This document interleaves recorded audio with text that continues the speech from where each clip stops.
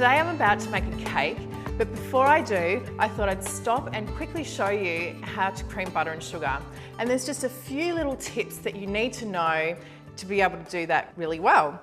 So the first thing I think is the most important is to get the temperature of the butter correct.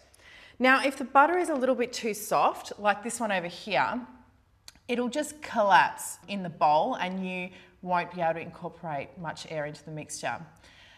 If it's too hard, like this one here, where you can't spread it at all, it's going to break up in little balls and fly all over your kitchen walls. And believe me, from experience, you don't want that to happen. So this one here is about the right temperature, 20 degrees around room temperature. And you can see that it's quite like plasticine in texture. It's spreadable, but it's not too soft.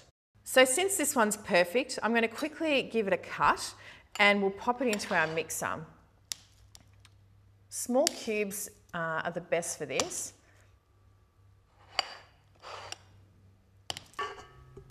I'm using 250 grams today. And we're just going to mix that on medium speed into a nice paste so that we can start incorporating the sugar.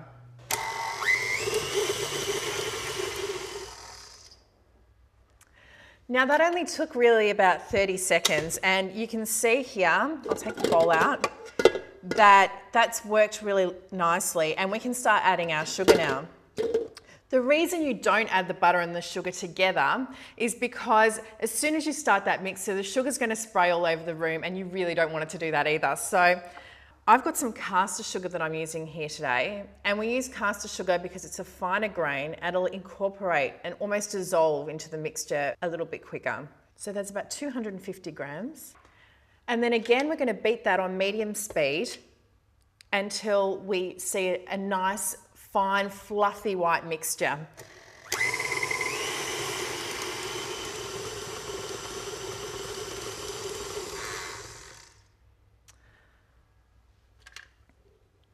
You can see now I've stopped the mixture, but it's not quite right. It's still quite yellow and a bit grainy. If you take a little bit of that butter mixture between your fingers and just rub it, you can still feel a lot of sugar grains in there, and that's not quite what we want. We're looking for the texture of double cream. So I'm going to give that probably another 5 to 7 minutes. It does take that long, and do spend the time because it's definitely worth it.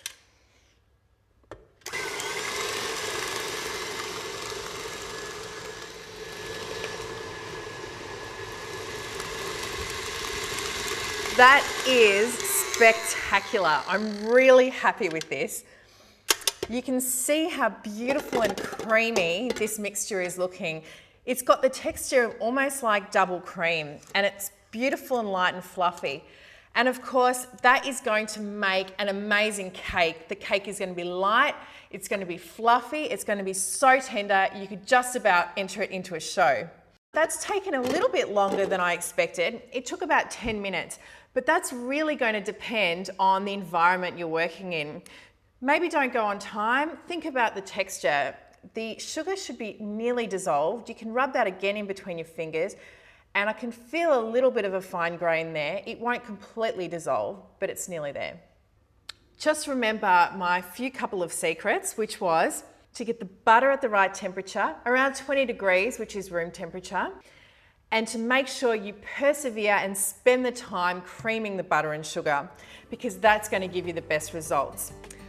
Now it's about time for me to start making the rest of my cake, and I'm looking forward to it because I know it's going to be a good one.